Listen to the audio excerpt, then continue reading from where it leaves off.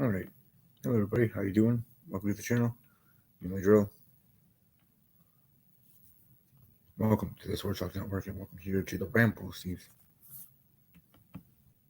Wrestling Ramble here late night. Sorry, this episode might not be the greatest, but the last few weeks I haven't, been quick rushed and somewhat on Sundays because of a busy week along with other things.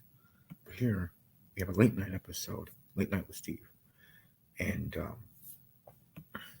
sometimes you do your best thinking in the late night. Maybe not 2 a.m. late night. I learned from a great TV show, How I Met Your Mother, you, that don't make decisions after 2 a.m. Well, it's 11:37 p.m. Central Time, so I'm good. But I wanted to make the decision of doing this episode now. Um, and of course, didn't send the link to anybody because no one's going to be up at this time or able to or care to do a podcast. But I did it here late night because this is usually when my mind's always racing the most because it's always thinking 24/7, 365. Um, which is all right, controlling it and this and that. Good thoughts, positivity in my world. The power of positivity here in the real world. Um, and after everything that happened in Super Showdown, the whole show, not just the main event. I've seen people's how they voted for it, and as you should know or assume, that most of the majority voted for terrible in regards to my um 24-hour poll that I usually do for Raw, SmackDown, WWE shows in general, excluding NXT weekly shows and NXT takeovers. Usually, sometimes they are, if I'm able to, watch the show live and do the 24-hour tweet thing on Twitter at the Ramble, the Ramble underscore WV. So, but Super Showdown, how everything went down. New SmackDown Tag Team Champions, Miz and Morrison. Okay, turning back the clock a little bit for them, and then being the Tag Team Champions, whether it's just to WrestleMania or beyond, we'll see. But I was fine with that. I got it. I understood it in a sense. But then there was the Universal title, and then there was the Universal title match. And Goldberg defeating the Fiend. Now what I've said on Twitter already, and a video that I'm going to be part of in regards to. I sent a short little video to Monkey's Corner for his video. That will be a compilation of us in the wrestling community of our 30-second rants. And as you all know, subscribers to mine, loyal subscribers and new subscribers, I try not to raise my voice too much. Not because people in the house, but in general. Try to be subdued, be like, all right, moving right along. But even I was a little bit upset by it. And not because of Bill Goldberg winning said Universal Championship. Actually, it's of the Fiend losing the title when he did.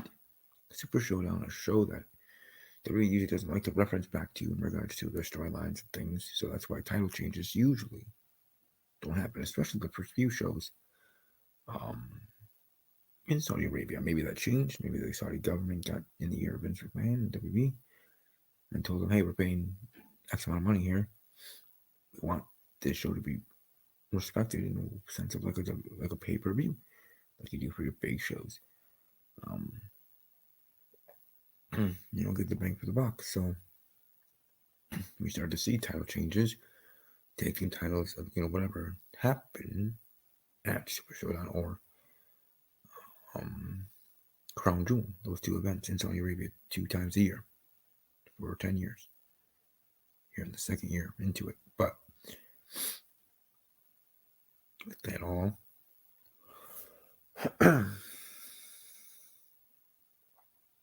even with that, we had a Super Showdown show that had The Undertaker, Brock Lesnar, and Goldberg going over. Undertaker winning this trophy, this prestigious trophy, as Michael Cole made sure that we knew and remembered this fact. And of course, Goldberg winning the title, Brock Lesnar retaining his. We're okay with that. We assume that Ricochet didn't get any offense, and that's unfortunate. He's a good superstar, I guess. I know some people that don't agree, but yeah, I have respect for Trevor, for Ricochet there, but yeah, exactly. So, but all in all, good show, good stuff. And I mean, like, it really was good stuff. I enjoyed it.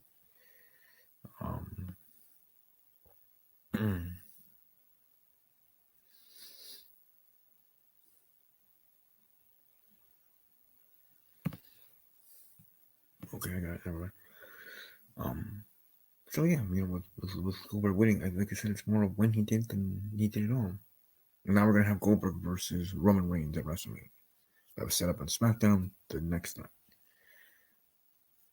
It's just sort of an odd duck that WWE decides to have the Fiend lose his title in a Saudi Arabia show that most people usually don't watch. But if they're doing it to get people to watch or for other reasons, why have the title match in the first place, let alone why have Bray Wyatt win the title when he did, right? And having this title reign. So, and if you are watching live, thank you for being up here or being up with me here late night, at least late night local time. I don't know, could be earlier in the evening for you, wherever you are. Right? It's always 4 p.m. somewhere. But anyways, interesting. And hey, if there are anybody that watches these videos from Saudi Arabia, hello, welcome, or hope all is well. Welcome to let me know in the comment section below. But either way, I do enjoy these Saudi shows. I just very surprised with Goldberg winning the title in Riyadh, Saudi Arabia. I saw that Riyadh for WrestleMania sign. That would be interesting. Have a WrestleMania in the afternoon here, local time, here in the States for me. But obviously in the evening there in Riyadh. So I don't know how long a flight would be. That'd be interesting to go there, be part of the show in some way, aspect and experiencing what a long trip that would be there and back. But be worth it. But what we would have for me to do. So I think that would be very cool. But still, back to the show and back to things and back to the wrestling. Raw was alright. Heading into the Super Showdown, we had the show itself, Goldberg winning the title, people going crazy about that. Even Bray Wyatt. I think characters are being buried. Whatever we, what that's going to mean for him, even now that he has a match with John Cena.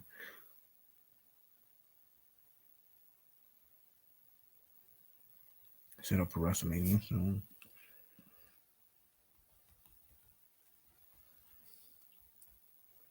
nice to see John Cena back. It really is. It always.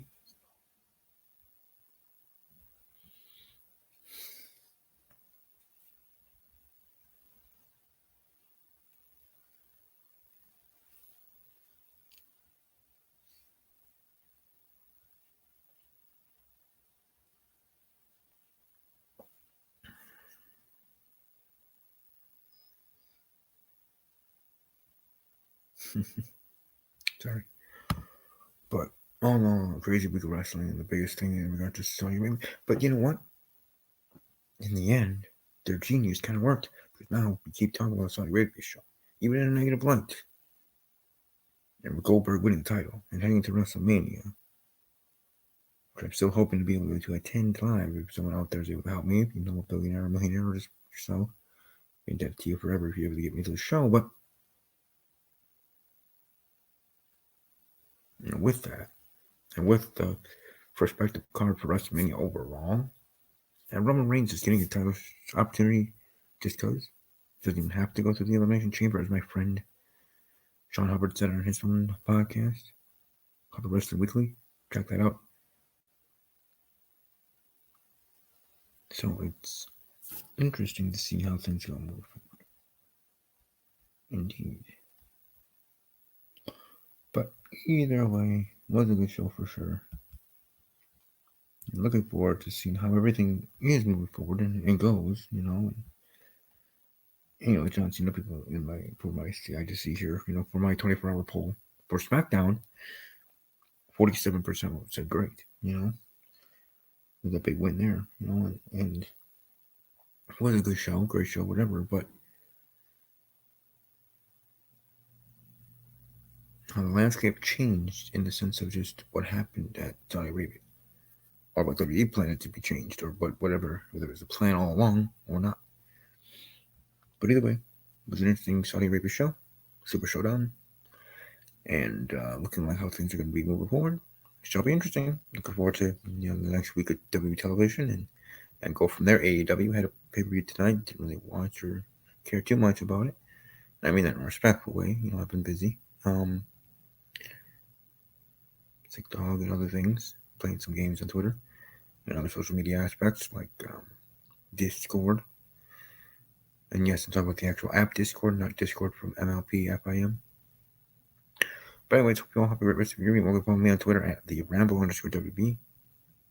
My personal handle at Army _strong _06 on Snapchat at TBK _06 or the Instagram at Stephen K _06.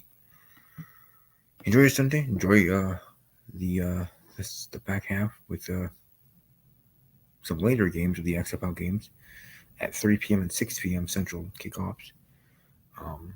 So XFL action battle in Dallas or battle in Texas, a Texas showdown, I guess it is, with the Roughnecks and the Renegades facing off there in Dallas.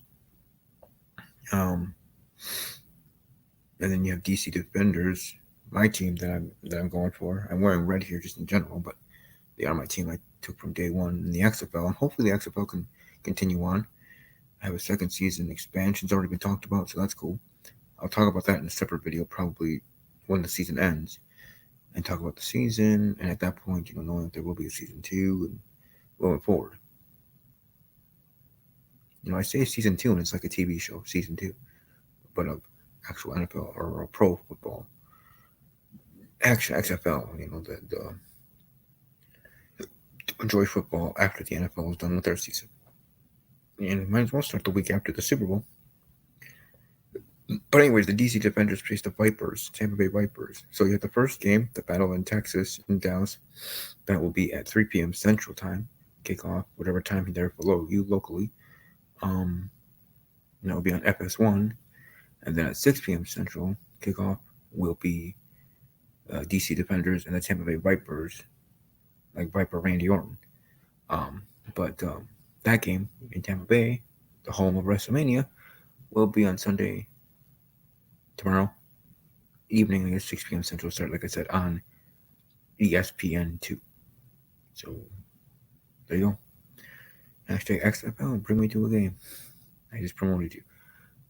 I'm just kidding. Anyways, hope you all have a great rest of your day, of course. And like I said, enjoy your Sunday.